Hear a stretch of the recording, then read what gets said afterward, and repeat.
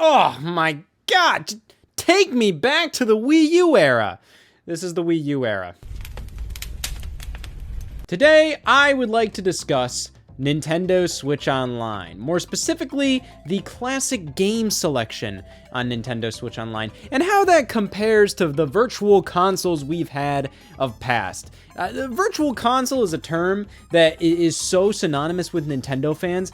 People still call what Nintendo Switch Online is Nintendo Switch's virtual console. And I feel like that's a bit of an outdated term. I think it makes sense that Nintendo kind of moved on from that.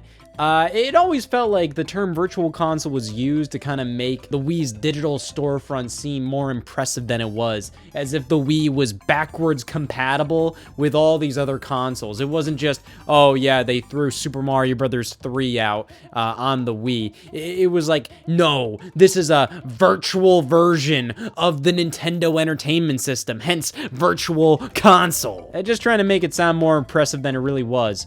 It was an NES ROM on the Wii. But man, when the Nintendo Switch Online got NES games, yeah, that was back in late 2018. And yeah, the general vibe was like, man, I miss Virtual Console. And for the longest time, especially when the Wii U and 3DS eShop were still available, people would always say how, man, I miss Virtual Console. The Wii U may have had its problems, but damn, Virtual Console on that thing was incredible. And I don't think those people ever actually played Virtual Console games on Wii U. So I just kind of want to ramble a little bit about what Nintendo Switch Online offers and what Virtual Console offered. So Virtual Console first debuted on the Wii, and I feel like that was still the best Virtual Console had ever been. I mean, like, there were more games than ever before on that thing. More consoles available. I mean, you had NES, SNES, N64, Genesis, Master System, Neo Geo, TurboGrafx 16, Commodore 64. I'm so excited. I never used the F word between 60 and 4. And the emulation here was pretty damn good. I feel like Virtual Console games on Wii just felt kind of natural, you know? It did genuinely feel like you were playing the games on the original systems, you know, if you weren't looking at the Wii they were running on, and also not looking down at the controller you were playing them with. I'm not saying it was perfect, but I noticed a lot less problems than I did with the Wii U. But that's just talking about, like, how the games played, you know, like, what the quality of them was like. Like, let's forget all that, and let's just talk about the fact that, like, man, you were getting, like, all previous generations of Nintendo and other retro systems all on the Wii. Like, this was crazy cool. This was how I was able to play a lot of NES games, SNES games, N64 games for the first time ever. Like, this was such a valuable aspect of the Wii. And this was one of my favorites. I mean, NES games were dirt cheap on that thing, like $5 a pop. So many a time, if I was a good little boy and I just wanted to get rewarded for that fact, you know, I would ask my mom for a $20 Wii points card. And of course, you know, I always had to work for it, but you know, hey, if I got that Wii points card, man, I mean, like, that was like 4 NES games right there. And I wasted so many Wii points cards buying NES games. There are some great ones. I mean, like, one of my favorite NES games is Punch-Out!, and I was able to play that through the Wii. You know, I already played, like, Mario 3 at my grandma's house with her NES. But being able to play that at my house was incredibly cool. But I definitely wasted money on soccer for NES. It's one of those things where you think you really like a sport just because, like, your parents force you to play it recreationally. I like soccer. I like soccer fine enough, but not enough to enjoy video game version of soccer. And especially at that point, NES video game version of soccer. But I think playing N64 games on the Wii was just like this magical feeling. These are like full-fledged games that can stand toe-to-toe with like modern releases. Like, you play Super Mario 64 on the Wii, and like that has significantly more content. It is immediately like a million times better than like 95% of the Wii library. Hell, I think it looks better than 95% of the Wii library. And you're just able to download that on the Wii for $10. Like, that was insanely cool. But you know what was a bit of a bummer? The fact that, you know, with the Wii remote by itself, yeah, you kind of had to go out of your way to get controllers to work with some of these systems. you couldn't just use like controllers out of the box to play SNES games on Virtual Console. You had to go out of your way to buy a Wii Classic controller or plug in a GameCube controller. And even then, that GameCube controller, that button layout doesn't really work that well alongside SNES games in many cases. Same can be said about N64 games, you know, like you weren't able to play those with just a Wii remote and nunchuck or whatever. And on top of that, the pricing structure of these games was always a little strange. You know, $5 across the board for the most part for all NES games. Basically, if it was an NES game, it cost $5. And that's all fine and good until you actually start thinking, like, here's Urban Champion, that's $5. Here's Super Mario Bros. 3, and that's $5. Like, it gets to a point where you're kind of questioning, like, why is this pricing structure based on the system rather than the actual game itself? And it's weird because sometimes they do it, but they did it for imports. Like, if a game never left Japan, for some reason, it cost more on Virtual Console. Something like Super Mario Bros. 2, the original Super Mario Bros. 2, the Lost Levels from Japan, that was $6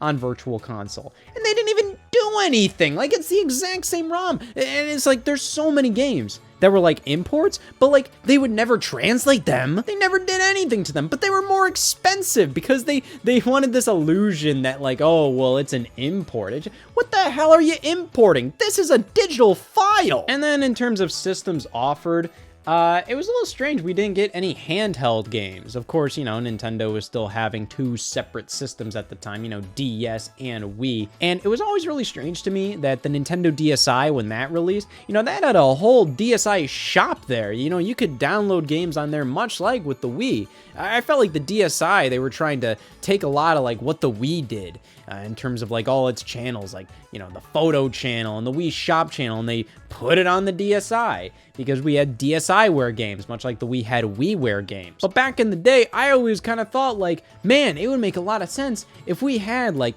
Game Boy games on DSi Virtual Console or something along those lines, especially considering Nintendo got rid of the Game Boy Advance slot on the DSi. So it's just like, okay, well, it would make sense if you replace that with the ability to download all these old Game Boy games and Game Boy Color and Game Boy Advance, and maybe even stuff like Game Gear or Neo Geo Pocket Color or something foul like the Atari Lynx. But no, it never happened. The DSi shop channel mainly had like 90% like just fucking basically paid demos for like pre-existing DS retail games. I'm not kidding, like half of the games they offered on the DSi shop were just like cut back versions of games that already existed. Like you have Need for Speed Nitro on the DS. Well, here's Need for Speed Nitro X on DSiWare. It's just a smaller version of that game that you can already buy for DS. But like, oh, it's digital now, so let's remove a bunch of features. Let's make it more easy for pick up and play, because, you know, you don't have to pop a cartridge in. That's like half a DSiWare, and I didn't realize that until I made a Scott the Woz episode about DSiWare. Nah, we had to wait until 3DS to get Virtual Console on the go.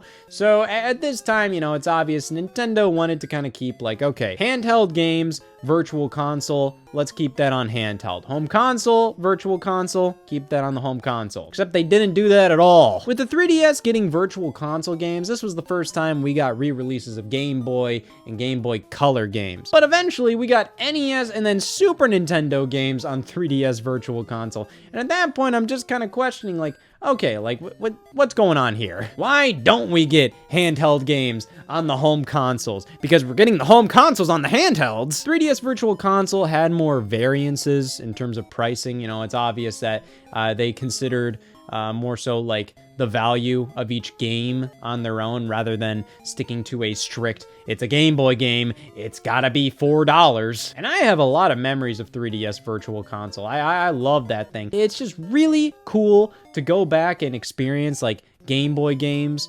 especially since like they hadn't been re-released up until that point. And they did a lot of cool stuff. Like they eventually re-released the Pokemon games, and you know, that was a big deal. And there was a bunch of stuff that's like, oh man, we never saw this outside of Japan for the longest time, like the Mysterious Murasame Castle, Summer Carnival 92. And we got Game Gear games, that was kind of neat, but 3DS Virtual Console was definitely more limited compared to the Wii.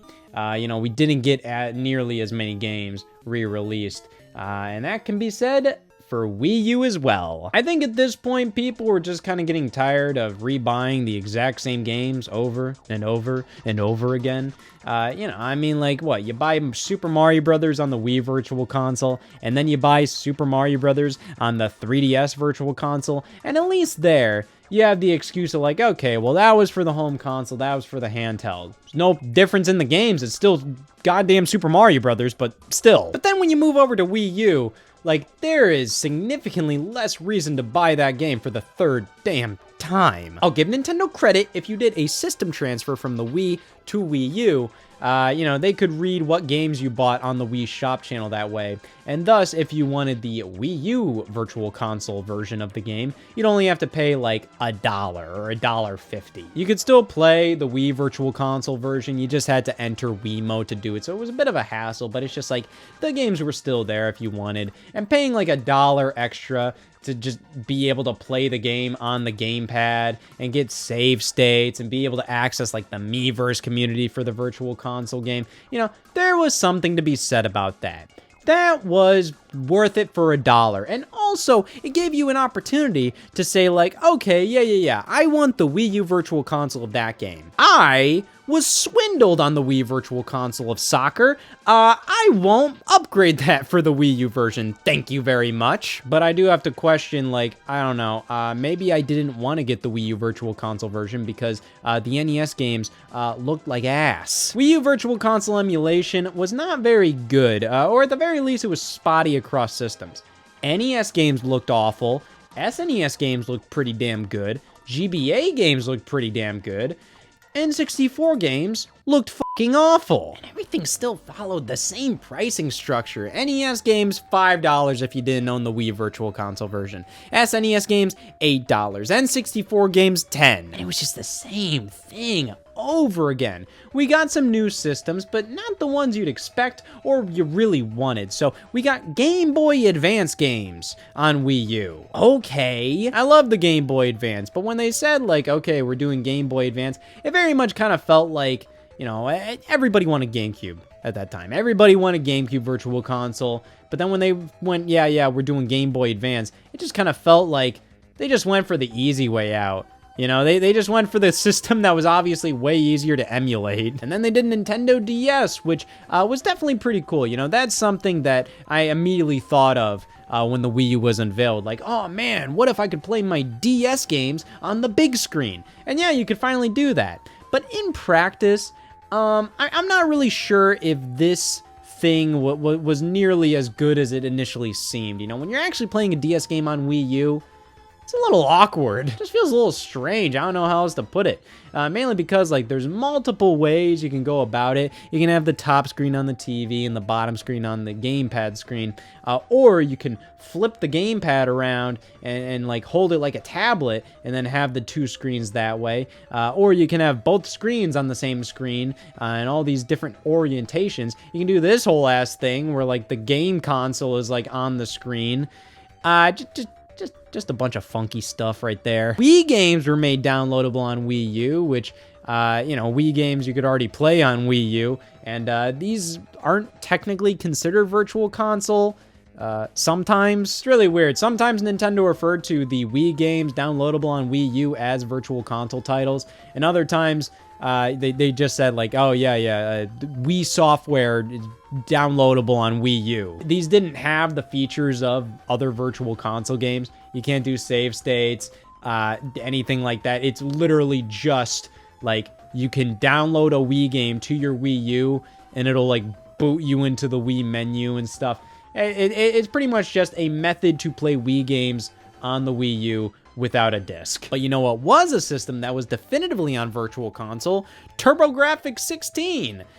Nobody fucking knew about this. I swear, man, I was there throughout the whole Wii U generation and like nobody really even knew TurboGrafx-16 games became available on Wii U. It's just such like an obscure thing that happened, and they put out the majority of TurboGrafx-16 games like after the Nintendo Switch already launched. Oh my god, it was just such a weird era, and you know, there was some cool stuff for sure. They finally re-released Earthbound to North America. That was great. And now we also got Earthbound Beginnings, you know, that was a big deal. You know, Earthbound was already available in North America, you know, via the Super Nintendo, but the first game, you know, that never officially released until the Wii U, which, you know, that's a big ass deal. You know, and they did more cool stuff there, like Versus Excite Bike from the Famicom, that made its way over. You know, there was some cool stuff with Wii U Virtual Console, but I will say, nobody cared. I remember at the time, people were saying Virtual Console needs a serious shakeup. And I remember so many people suggesting a Netflix-style service where you pay a monthly fee and you have access to all these classic games. And Nintendo did that and everybody bitched. Nintendo Switch Online. Yeah, like I said, like, come on, does anybody else remember this? Everybody complained about Wii U Virtual Console. They said, this sucks. I don't want to keep rebuying these games. This is stupid. So then Nintendo gave us the solution, and nobody liked it. So not only was Nintendo Switch Online not ready at the launch of the Nintendo Switch, but it was not ready when they said it would be ready in the fall of 2017. They delayed it a year. So it's just like for a straight year and a half, we got free online multiplayer with the Nintendo Switch. And then they randomly started making us pay for it in the fall of 2018. And like, I don't think they did anything differently. I just think they flicked a switch that said, make people pay for this now. It was so strange, but at the very least, hey, at least we can finally play fucking Balloon Fight. Yeah, so we had a very small selection of just NES games available upon Nintendo Switch Online's launch. By fall of 2018, I gotta say, I was pretty damn sick of NES games. I love classic games. I love the history of gaming. I love playing these classic games. But, you know, the more you hammer in NES nostalgia, I am so over that crap. Hey, listen, I use the word shit a lot. When I use crap, you genuinely know I mean this is fucking garbage. There's a couple NES games I think really hold up, like incredibly well. A lot of the other ones, like, after you play them, like, once or twice, like, it's just like, what's the point, man? Especially after years of just NES nostalgia. Like, I'm pretty over it. I think my statement there was going a little too far, a little hyperbolic to be like, yeah, only a couple games hold up. Like, the NES has some great games, but like, I don't care anymore. And I just felt like it was very strange to, you know, put this out alongside, you know, having people pay for your online multiplayer, especially if you weren't doing anything with the online multiplayer. It wasn't like it was better now. It was just, well, now you have to pay for it. But hey, you get Wario's Woods. Not at launch, though. This game came out a couple months later. But hey, the promise of Wario's Woods. It just felt like two things that just didn't really mesh well together, you know? Like, hey, here's our online multiplayer subscription, where you can play games like Splatoon online.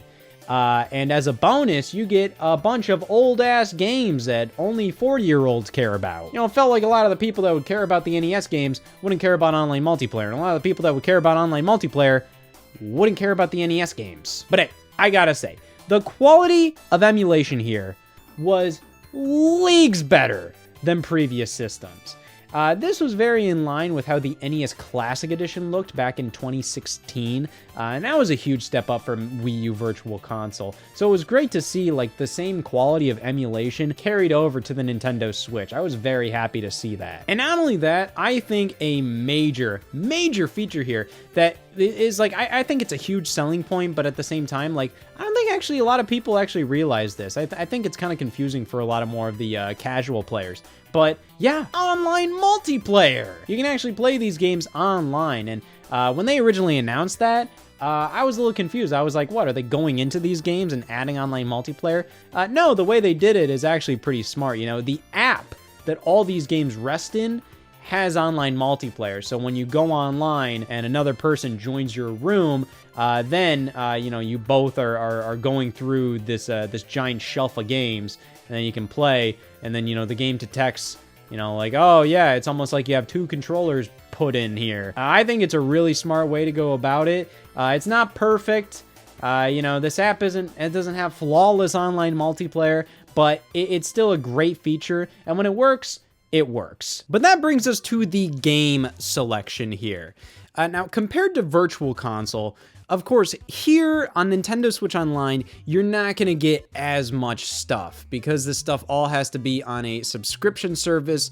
I think it's a little harder to get like every single game ever compared to Virtual Console, where you know, all the games were sold separately. So I think it was a lot easier to get certain companies on board, like Capcom and Square Enix and Konami. Those companies have games on this service, but they're not really necessarily like the heavy hitters that you'd expect. So on Nintendo Switch Online, the NES games, you don't get Mega Man, you don't get Castlevania, you don't get Final Fantasy, and that's because these companies can just sell those games on their own via their own collections. But that makes way for more obscure games to be available on this service. So a lot of games that may not have done as well like on their own, if you sell, you know, City Connection by itself, it's probably not gonna sell that crazy, which I think, hey, you know, popping it in Nintendo Switch Online, there is a way greater chance that way more people are gonna play City Connection that way compared to if the game was available by itself on the Nintendo eShop. Like, tell me, would you have bought this on its own on the eShop? But that is a feature that I would like to see on Nintendo Switch Online, being able to buy the games separately. Mainly because, like, yeah, there is that fear that eventually some of these games are going to leave the service. It hasn't happened yet, but I mean, come on. Like, they delisted the Donkey Kong Country games on the Wii Virtual Console at one point. So it's just like, to assume that all these games are always going to be available here is ridiculous. I think at the very least, some specific ones will leave. The Nintendo ones, I think those are safe, but at the same time, I was on a plane ride recently, and I brought my Nintendo Switch, and I kind of thought like, maybe I should jump into Nintendo Switch Online and just enjoy a couple classic games. And guess what happened? Yeah, of course I kind of forgot to do the online check-in. So with Nintendo Switch Online, you have to check in like weekly, I think it is, where the app has to connect to the internet no matter what to check and see if, you know, you're still subscribed to Nintendo Switch Online, so then you can access this app. As long as you do that like once a week, you're set. But hey, you know, like that's not at the top of my priority list while I'm traveling. So to lock literally like all of these games behind like that online barrier, as lenient as it is, I think it would just feel kind of nice to have the option to pay like $5 to just download Mario 3 directly to my Nintendo Switch. So that way, you know, I don't have to worry about my NSO subscription running out or not connecting to the internet. You know, I can always play that game. And like in the distant future, when Nintendo Switch Online is no more or the servers go down for the original Nintendo Switch, I know that, hey, I can still play the classic games that I bought.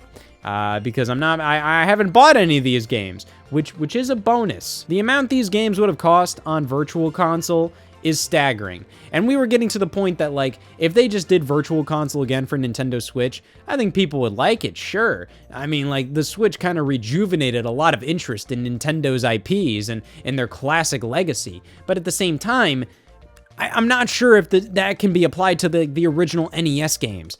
I think NES games are classics, and everybody likes them because they're classics. But like, we've been told they're classics for 20 years now. I'm kind of sick of them. Who cares? So if you want people to be interested in this stuff again, like, you gotta do other systems than just NES. And that's where Super Nintendo comes in. So 1 year after NES Online launched, we got Super Nintendo games. And this was all still for the baseline Nintendo Switch Online price of $20 a year for a single person.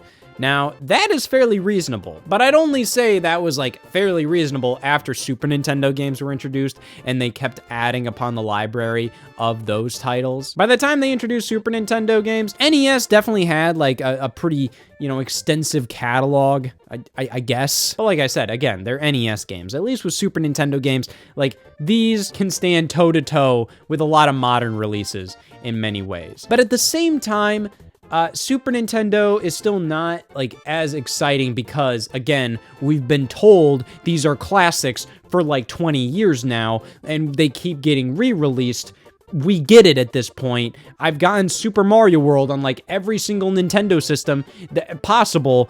It's not that exciting to get it on my Switch. It's nice to have it there. It's always like very like, oh, very, very nice. Very nice that Super Mario World is here. But still, am I gonna flip my shit because of it? What I really like about the Super Nintendo games on offer here is that they really pushed forward and offered some games that you might not expect to see. So back on like the Wii and Wii U, they kind of steered clear of a lot of the games that might have been like a little more difficult to emulate. So that is easily Star Fox, and of course Star Fox 2, which didn't release until 2017 with the Super Nintendo Classic Edition. So that's another cool addition. The fact that, hey, that's available on NSO, just ready to go. Stunt Race FX is another one. And of course, we also have Yoshi's Island here. And then also Super Mario All-Stars. That was available on the Wii, but only via a Wii disc just for Mario's 25th anniversary. And I understand why they did that because, you know, if you go with the standard Super Nintendo game pricing structure Nintendo put forward, every single Super Nintendo game is $8 for the most part. But for Super Mario All-Stars, like, what do you price that at? You know, that includes like 4 NES games remastered. NES games are $5 a pop, so it's just like, what? This is a Super Nintendo game, so you should technically be pricing it around $8, but it's like, if you price it at $8, nobody would be buying the NES games. So yeah, they released it on a disc as an excuse for Mario's 25th anniversary, and then they just never re-released it on the Wii U. But through NSO, it doesn't really matter. You can put Super Mario All-Stars out on here because, I mean, it's a part of the subscription. It's not like it's in competition with the NES games or other Super Nintendo games. It's just available to all subscribers. So that was great to get Mario All-Stars. I'm really happy about that. We also get some cool Japanese-only releases like Panel de Pon, which was Tetris Attack over here. That is phenomenal to get. I apparently played for 11 hours. Then we also have the Japanese version of Kirby Star Stacker, which is its own game compared to the Game Boy one. I know a lot of fans have called it Kirby Super Star Stacker, but here they just call it Kirby Star Stacker, so whatever. But then we also have Mario Super Picross, which never released over here. This version of Magical Drop 2 is like a long-lost, like, localized version that never released, which is crazy. And somehow Nintendo was able to get like a lot of like licensing stuff figured out for NSO, which is weird. And we'll talk about that with N64 and Game Boy when we get there. But something like Kirby's Avalanche, you know, this is pretty much like a Super Nintendo reskin of Puyo Puyo, which is also over here, Puyo Puyo 2. For the Super Famicom. But back in the day, it felt like Nintendo was just not really interested in playing around with like different licenses. They were just like, nah, just don't even deal with that. Like, I believe Kirby's Avalanche released for the Wii Virtual Console, but not the Wii U. I just feel like they were like, it's not even worth it to figure that out. But they did it for NSO. And something a lot of people made fun of, mainly because, like, you know, like, we wanted like more legitimate games, and Nintendo just kept pumping out, you know, stuff like Bomboozle. But yeah, just the fact that we get this random junk like Bomboozle, Brawl Brothers, Claymates, Fighters History, Jelly Boy, just a bunch of random junk like that. It's always a little interesting and a little funny to see when like they would just pull just a random forgotten game out of their ass like that. But then we also get like stuff like Earthworm Jim 2. That's surprising. Of course, there's a lot of holes in this library, specifically on the third-party side of things. But Nintendo also kind of holds back games for like some reason or whatever. Like, it took years for them to put Pinball on NES out on NSO. Which also, let's consider the frequency of game drops here. On Virtual Console, we would generally get like at least like one game per week at the very least. You know, some weeks we would just get volleyball on NES and that's it. And then other weeks we get a Link to the Past, you know, it was completely up in the air. Whereas on Nintendo Switch Online, because this is all a part of a subscription service and it takes a little longer to figure out like, all right, like what companies want to put what games on our subscription service, yeah, we go months without anything. With the launch of more systems, it's become a lot more frequent, mainly because, like, hey, there's more systems to put more stuff out on. Still, I mean, back in 2018 to 2019, we were getting, like, 3 NES games a month. And then with the launch of Super Nintendo, Nintendo then said, like, we're just gonna put games out randomly at this point. So we'll go like 3 months without anything, and then like 2 new NES games will release, but then it's just like, they're garbage. And then they randomly started doing like these special games, which is weird. They barely ever advertise these. They just kind of show up on the app, like when there's a new game update. And these are interesting because they're pretty much just a save state later in the game. It's not like they really altered anything about the game. It's more so like the special version of Super Mario World pretty much is a save state after you complete the game, and then like the entire world kind of has like a weird color palette, and like enemies are replaced with like weird Mario heads. The special version of Super Mario Kart has all the courses unlocked right from the get-go, which is nice. But like these are not like the craziest additions. It just kind of felt like ways for Nintendo to pad out the NSO library. I mean, no, they have 2 special versions of Metroid here. But hey, I mean, for these classic games, many of which are just like not necessarily like impossibly hard, more so just kind of a waste of time sometimes to just grind out and try to get through a lot of this stuff. Hey, these special versions allow you to experience certain parts of the game that you just might not have time to do, or they might be too hard to get to. Like, I think the Dr. Mario special version is interesting because it shows you what happens after you beat the game at like the highest difficulty, and then it shows a cutscene that like nobody's ever seen, and then you just keep going on. Like, there's a level past level 20, which I don't think a lot of people even knew about. But by 2021, I'd say Nintendo Switch Online was in a really good place. For $20 a year, you were getting a lot. Like, if you took all of the games that you would get on NSO and added it all up, you know, like $5 per NES game, $8 per SNES game. Yeah, Nintendo Switch Online is a steal, honestly. Not saying it's perfect, like it's far from perfect, but at the same time, the emulation is quality on there, and the game selection, I mean, you have the big Nintendo heavy hitters. Sure, a lot of the third-party stuff, it could be a lot better, but at the same time, pretty much most of like the third-party NES games or third-party Super Nintendo games that you would want are available on Switch. You just have to buy like compilations like the Mega Man Legacy Collection or the Castlevania Anniversary Collection, the Contra Anniversary Collection. Like Final Fantasy 1, 2, and 3 are available via the Pixel remasters. Dragon Quest, you know, they have the Dragon Quest games on there. Even if they aren't like the original, totally authentic NES versions, which, you know, is a little lame. But, you know, I mean, like, these are still enhanced versions at the same time. So it's kind of like, hey, you know, you may not get the totally authentic version, but this version is a little better in many ways. So, you know, it is definitely cool. And that is one of the big things I really liked about Virtual Console is the fact that, like, these are by and large, like, the original games. Like, nothing added, nothing taken out of it in most cases. There are some cases where they had to go in and edit Virtual Console ROMs.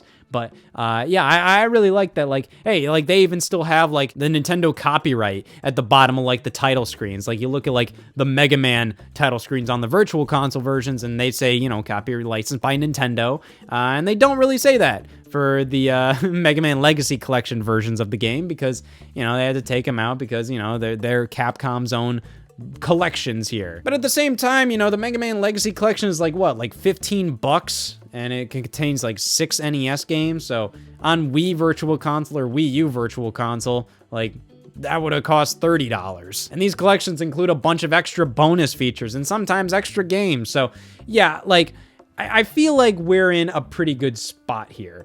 But around 2021, Nintendo decided to add some systems that I've been dreaming of on Nintendo Switch. And they fucked it up. Nintendo 64 on Nintendo Switch Online. This was just like, this was like, oh my God, it had to happen. As soon as the Nintendo Switch was announced and the idea of playing these classic Nintendo games on the go, just the idea of playing something like Mario 64, the original version unaltered, not some dumb DS version of the game. Nah, this was the original version. Just playing it on the go was incredible. The thought of that was like, oh my God, I loved it. And then it took 4 years to get to that point. By the time we got here, I was a little, it wasn't as big of a deal at that point. Like I wasn't going as crazy as I would have back in 2017. But hey, Nintendo 64 was still here, and it was a part of a brand new tier of the Nintendo Switch Online subscription service, which cost... Yeah, so that element was definitely a little harder to swallow. $20 a year is a bargain for Nintendo Switch Online. NES and SNES games, like those libraries were super filled out. Everything was all good with that.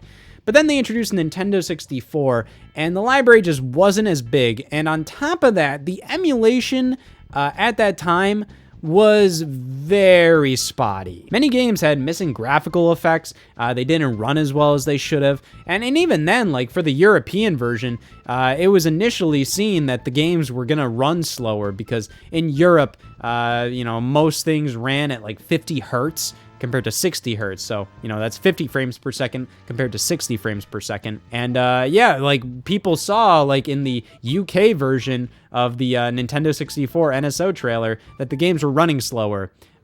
Which at this point in time, there's no reason for European games to run slower. There's like no reason at all. So the fact is like, yeah, they were getting like kind of like worse versions of the games. To be fair, the Nintendo Switch is region free, so you could just, kind of go, create a new account that's, North American and download the North American version of the N64 app. But yeah, there was just a bunch of stuff, and thankfully, the European app made sure to add the 60 hertz versions of the games, so that was all good. And the emulation was spotty at first, but Nintendo has, gradually worked on it to the point where in my opinion, I think the N64 emulation at this point in time is pretty damn good. It's not flawless, nothing ever is, but at least in comparison to how N64 games looked on Wii and Wii U, these games look so clean. N64 games look so dark and muddy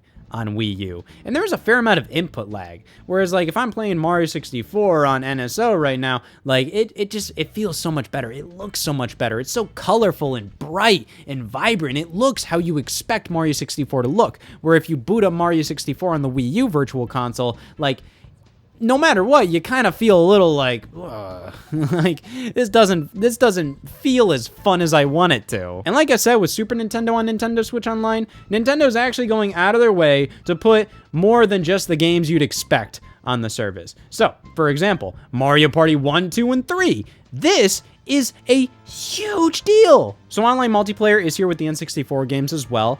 And yeah, playing the first 3 Mario parties online is like insanely cool. And on top of that, it's the first 3 Mario parties. Mario Party 2 was the only one Nintendo ever re-released on Wii or Wii U Virtual Console. So we got Mario Party 1, the dangerous one, the one people have gotten genuinely injured playing. Yeah, they're totally okay with releasing that now. God, I love this era. It's our rights as a citizen to get up if we want to. And then Mario Party 3 is here as well, which is crazy. That's never been re-released. That doesn't really have a reason as to why it's never been re-released. But hey, they're all available here. In addition to Pokemon Stadium 1 and 2. And then we have Winback for some damn reason. But I think the big ones are the rare games. Banjo-Kazooie, Jet Force Gemini, and of course, GoldenEye. Nintendo's putting out licensed movie games on NSO. I'm sorry, that was my first takeaway from like GoldenEye getting re-released, because like, holy shit, GoldenEye is getting re-released. That's a huge deal. Not only would Nintendo and Microsoft have to figure out like, how do we re-release it, but also, the rights holders to James Bond. But the fact they figured it out and they were able to put it on NSO, that's a huge deal. And the fact that other rare games are here as well. I mean, look, it's Banjo-Kazooie, Xbox Game Studios. That's f***ed up. But it's just really damn cool, and it makes me so much more excited about Nintendo 64 on the service, because pretty much the same games that they put out on Wii Virtual Console just were the same games they put out on the N64 on Wii U Virtual Console. It was like the same 20 or something games. I think the only one that they put out on Wii U that they didn't put out on Wii was Donkey Kong 64. But something they didn't put out on Wii U at all was Sega Genesis. This was a little weird.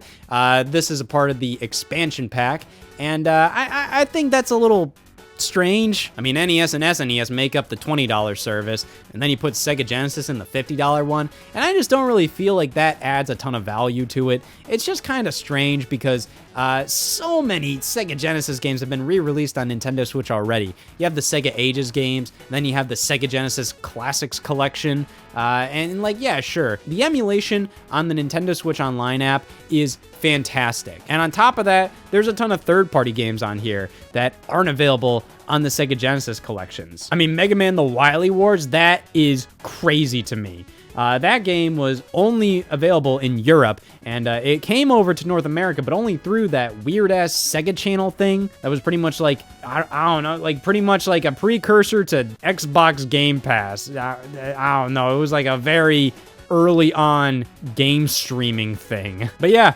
that's just here. It's like a remake of the first 3 Mega Man games. That's pretty wild. Pulse Man, same deal with that. I think that was a Sega Channel game as well. So that never had a physical release here in North America. And that's a game by Game Freak, you know, the Pokemon people? F it, who cares? The Sega Genesis lineup here is just interesting. You know, they don't have Sonic 1. Okay. They just kind of put out a lot of, like, hidden gem Sega Genesis games. A lot of the cool ones that you wouldn't expect. Contra Hardcore, Castlevania Bloodlines. Unfortunately, but also fortunately, these are available via, like, the Castlevania and Contra collections on Switch. Originally, like, 10 years ago, these were, like, never re-released. So it's cool that they're readily available now. But they have been re-released a fair amount of times since then. So, you know, their inclusion here doesn't hit nearly as hard as it would have, like, a while back. But I just feel like Sega Genesis games have been re-released so often that I kind of look at this lineup a little similar to, like, the NES and SNES lineup. You know, it definitely has some cool stuff here, by all means. But at the same time, you know, it's kind of like, whatever. But that does help to put Nintendo Switch Online on fairly even footing with Virtual Console. The fact that the Wii had Genesis Virtual Console and the fact that the Wii U didn't kind of at least puts the Nintendo Switch above the Wii U at the very least. Especially considering now we got Game Boy and Game Boy Advance. So this is what I'm talking about here. Quest for Camelot. Why is this here? Nintendo technically published this back in the day, but this is based on an old Warner Brothers animated movie. Why is this here? Why did they go out of the way to make sure, like, oh yeah, all the licenses and everything, that's all good. Yeah, let's put Quest for Damn Camelot out on the Nintendo Switch Online service before Super Mario Land 1. Like, what's going on here? I love old Game Boy games. They're so silly. They're so fun to look back on. And yeah, the Nintendo Switch Online does have some really cool selection here, especially considering, like, hey, look, they got Kirby Tilt and Tumble and the motion controls work in that game. Like, again, like I said with, like, the Super FX chip games on the Super Nintendo service. These are games that 15 years ago, Nintendo would have never even touched. They're just like, we don't want to deal with that. Like, we'll just put out the games that are easy to put out. But no, they went out of their way to make sure Kirby Tilt and Tumble can be played on Nintendo Switch, damn it. And there's even some cool selections here, like Castlevania Legends. Like, that wasn't available in the Castlevania collection, so hell yeah! Tetris, the original Tetris, that was available on the 3DS Virtual Console, but got delisted later on, so that's awesome that's here. And Game Boy is available via the $20 subscription, whereas Game Boy Advance is on the $50 one, but that just adds more value, and the fact that everything still has online multiplayer is insane. Like, this allows you to play Game Boy and Game Boy Advance in a way that, like, you've never really been able to play before. A lot of the multiplayer modes in these games were kind of, like, obscure, you know? Like, yeah, like, people had link cables, but a lot of the time, like, how many people actually played the Mario Advance series multiplayer with, like, the original classic Mario Brothers arcade game? How many people can actually play Kirby and the Amazing Mirror online? And this game is, like, fully about, like, hey, this is a 4-player Kirby game. So it's just like playing that nowadays is a little hard to do. I mean, how many people really want to get together and grab a bunch of Game Boy Advance systems and link cables? Like, the fact that you can replicate the link cable over the internet now is, like, so damn cool. The emulation across the board is really spectacular on Nintendo Switch Online. There have been a couple of hiccups in the past, but overall, in the grand scheme of things, NSO is way better than Wii and Wii U Virtual Console, and 3DS as well. And I think for $20 a year, hell, even $50 a year, like, I think the value is quite good. And I gotta say, I prefer this to Virtual Console. I think the one thing that would set it like super over the edge, like make NSO just so much better than Virtual Console in every way, is if you could actually just go out of your way to buy these games. You know, you don't have to worry about them, you know, just being a part of the subscription service. Maybe it could be something like, oh, you have to be subscribed to the subscription service to buy the games. That'd be a little lame. That's kind of dumb. But at the same time, like, whatever, just giving me the option to download these games directly to my system, you know, I'd like the option there. You know, and it would also allow me to kind of pick and choose some of my favorite games that, you know, I kind of want on my Switch at all times, no matter what. And the other ones, you know, I may like them, but hey, you know, like, I'll just subscribe to the service and I can access them through that. But when I look at everything NSO offers and compare it to the old Virtual Console stuff, I do feel like when people say they miss Virtual Console, I feel like they're kind of over-romanticizing these things a bit. I feel like the nostalgia is very hard with, like, you know, that original retro boom. You know, the Wii was in this era where, like, you know, retro became really cool, and it was really cool to reference retro games and new games. And it was really cool to just have all these retro games downloadable to your systems, whether it was like Xbox Live Arcade or it was the Wii Virtual Console. It was awesome to have these games back again. But then eventually, like, you know, we got used to it. And it became, like, too much. Even in the modern games, you know, like, when there's an 8-bit Mario sprite in a Mario game, it's kind of like, okay, you know, cool, but it's like, you know, we've seen this so much at this point. You know, Sonic games, you know, the constant Green Hill Zone reappearances. You know, just look at the response to Nintendo Switch Online initially, when it was literally just, like, 20 NES games. Everybody was kind of like, come on, guys, like, I don't care. So I think looking back at Virtual Console so fondly, like, I feel like you kind of have to take the rose-tinted glasses off a bit and kind of realize, like, a lot of that was because it was so special at the time. And if they did that nowadays, I don't think it would feel the same. I don't think you'd feel like that same energy if they offered all these NES games on the eShop for $5 a piece. And yeah, I'm sick of subscription services too, but when one has this much value and is this quality and is doing so many, like, pretty interesting things, I'm down for that. I'm down for a subscription service that isn't dog shit. And yeah, I'd say at this point, for classic games, Nintendo Switch Online isn't dog shit.